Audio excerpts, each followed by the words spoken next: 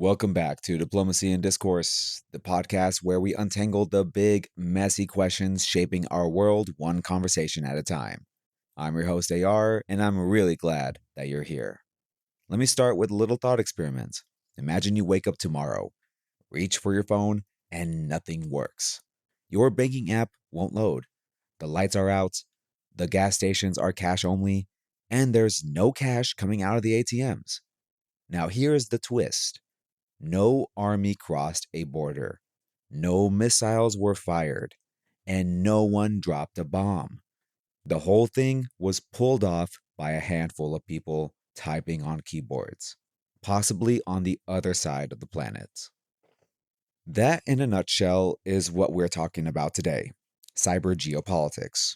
It's the place where computer code, artificial intelligence, and old fashioned power politics all crash into each other.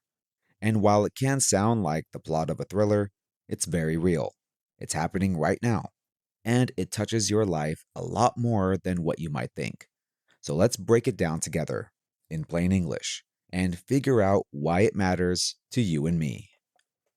For most of history, if a country wanted to hurt another country, it needed soldiers, tanks, ships, or planes. All of that is expensive, slow, and pretty hard to hide. Cyber warfare flips that on its head.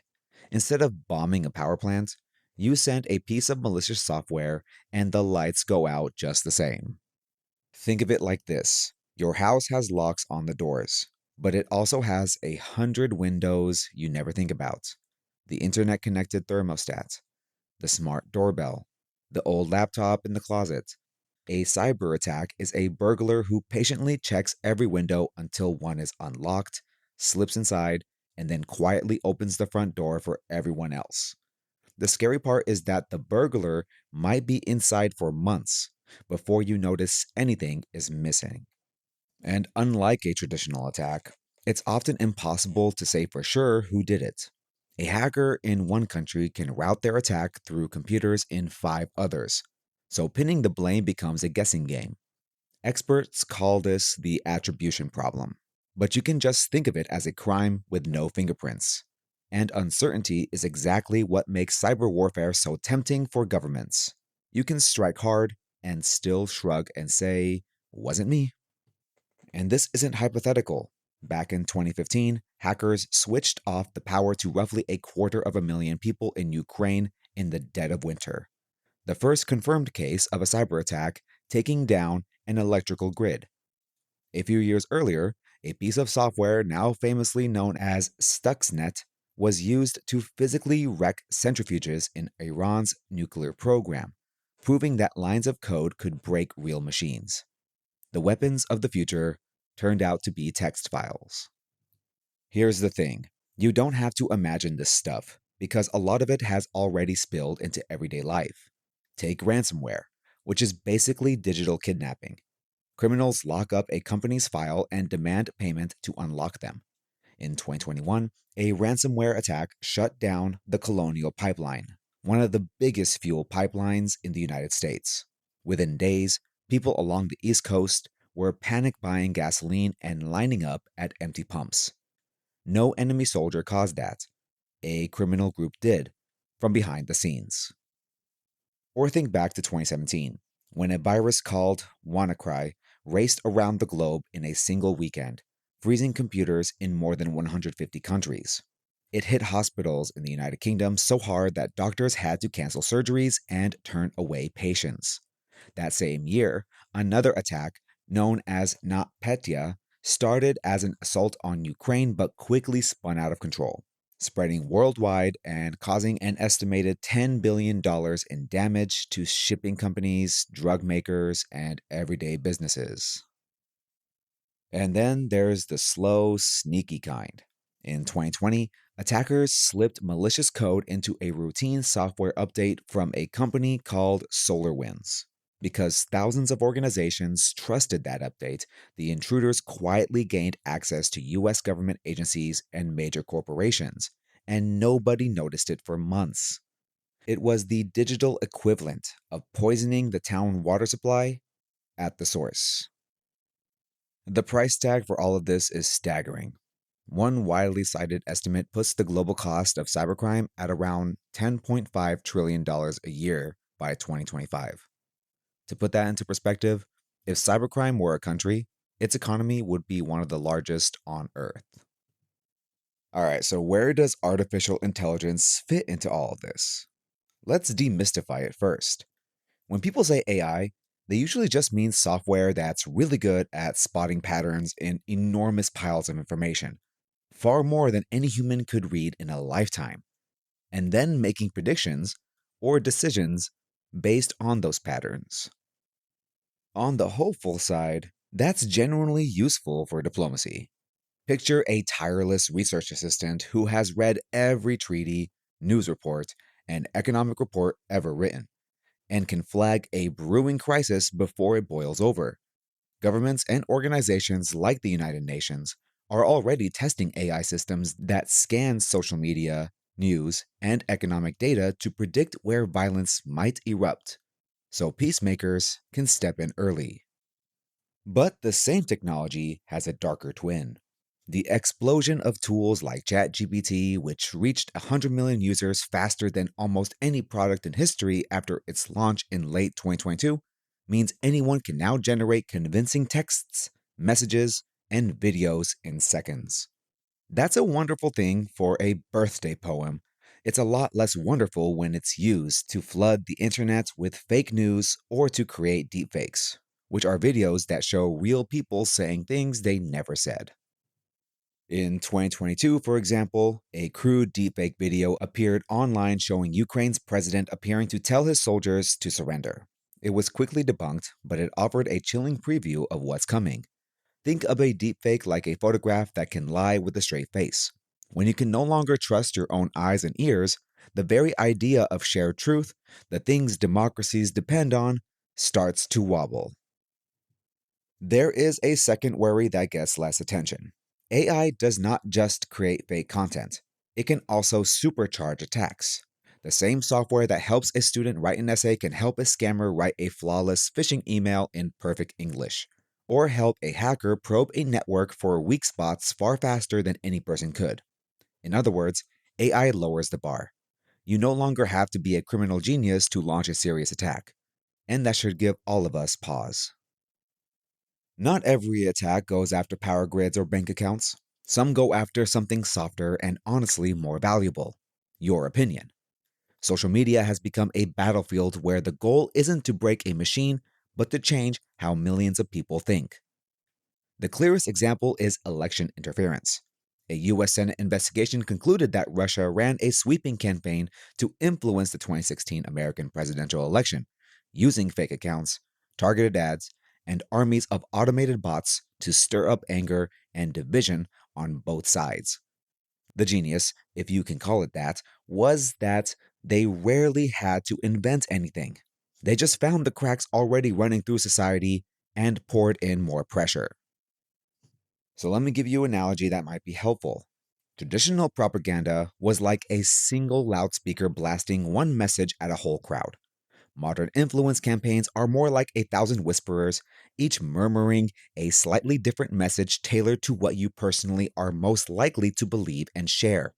That's far more effective and far harder to notice because it feels like it's coming from people just like you. This is why cyber geopolitics isn't just a national security issue for generals to worry about. It lands directly in your pocket, in the feed you scroll through over morning coffee, quietly shaping what you believe about your neighbors, your leaders, and the world.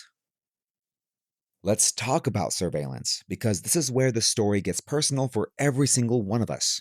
Technology that keeps us safe, spotting a terrorist plot or finding a missing child, is the very same technology that can watch ordinary people going about their ordinary lives. China offers the most dramatic example. The government there has built one of the most extensive surveillance systems in the world, combining hundreds of millions of cameras with facial recognition software that can pick a single face out of a crowd. Combine that with the ability to track someone's purchases, movements, and online posts, and you get a society where the state can, in theory, know almost everything about almost everyone. Now, it's easy to point at another country and feel comfortable, but the tools of surveillance are everywhere, including in the apps and devices many of us use every day. Every time you accept the terms and conditions without reading them, you're trading a little slice of privacy for convenience. That's not automatically bad, but it's a trade worth understanding, because data is the raw material of the modern power game. Whoever holds the data holds a kind of power that armies of the past could only dream of. Now, for one of the most unsettling frontiers, weapons that can choose their own targets. For all of human history, the decision to take a life in a war has been made by a person. Autonomous weapons, sometimes called killer robots, threaten to hand that decision to a machine. This isn't science fiction anymore. A United Nations report described how, during the conflict in Libya in 2020, a drone may have hunted down and attacked fighters entirely on its own, without a human giving the final order. If confirmed, that would be one of the first times in history a machine decided, all by itself, to strike a human being. The problem is accountability. If a soldier makes a terrible mistake, we know who is responsible. But if an algorithm misidentifies a school bus as a military vehicle, who do we blame? The programmer? The general? The company that built it? Right now, there's no clear answer, and no international agreement to sort it out. It's a bit like handing your car keys to a self driving system that nobody has agreed on the rules for, and then sending it into the most dangerous situation imaginable. Before we wrap up the threats, there's one more coming down the road that's worth understanding, even if it sounds intimidating: quantum computing. Don't worry, we'll keep it simple. Almost everything private you do online, your bank transfers, your messages, your medical records, is protected by encryption. Encryption is basically a lock so complicated that today's fastest computers would need thousands of years to pick it. Quantum computers, which use the strange rules of physics at the tiniest scale, could one day pick that same lock in minutes. Both the United States and Canada are pouring billions into the race to build one. Here's why security experts are already nervous. Some attackers are believed to be quietly stealing scrambled data today, even though they can't read it yet, and simply storing it, betting that a future quantum computer will unlock it later. They call it harvest now, decrypt later. Imagine a thief stealing a locked safe today, confident that in 10 years he'll own the key. The secrets you send today might not stay secret forever. If all of this sounds gloomy, here's the good news. Because these threats cross every border, they're pushing countries to work together in new ways. A virus released in one country doesn't stop at customs, so defending against it has to be a team sport. Countries are starting to write rules for cyberspace, the same way they once wrote rules for the seas and the skies. The European Union, for instance, has passed sweeping laws to regulate artificial intelligence and to force companies to build stronger security into their products from the start. The idea is simple: it's far cheaper to build a house that won't burn down than to keep calling the fire department. There is also a fairness problem we can't ignore. Wealthy nations can afford top tier cyber defenses, but poorer countries often can't, which leaves gaping holes in the global system because attackers love a weak link. This is why helping developing nations build up their cyber defenses isn't charity, it's self interest. A chain is only as strong as its weakest link, and in a connected world, we are all links in the same chain. Progress is slow, and it can be frustrating. Countries still spy on each other, still stockpile digital weapons, and still argue over the rules. But the direction matters. Just as the world eventually agreed on treaties for chemical weapons and nuclear testing, there's a growing push to set red lines in cyberspace, like agreeing that hospitals and power grids should be off limits, no matter what. We're not there yet, but the conversation has started, and that's how every big change begins. So let's bring this back down to the kitchen table. Why should any of this matter to you if you're not a diplomat, a general, or a tech billionaire?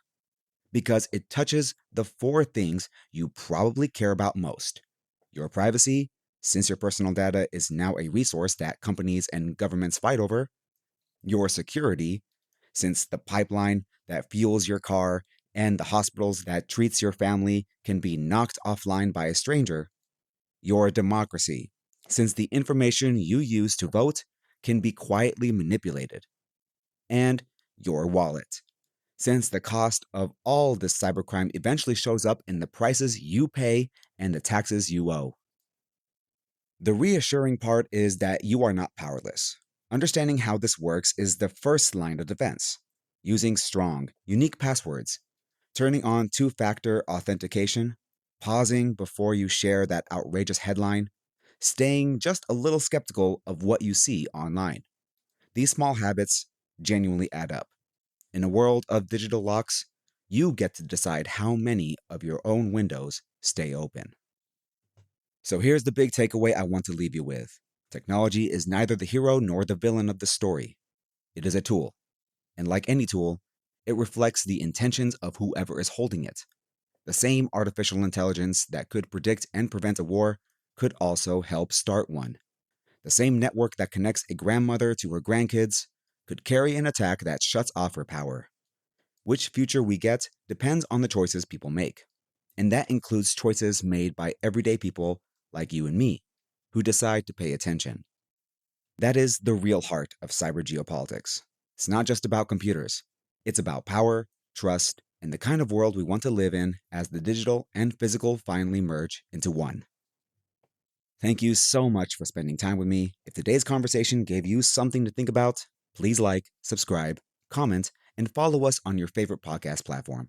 And I would love to hear from you. So send your thoughts, questions, and episode ideas to diplomacyanddiscourse@gmail.com. Until next time, I'm AR, reminding you to stay curious, stay skeptical, and stay kind. Take care.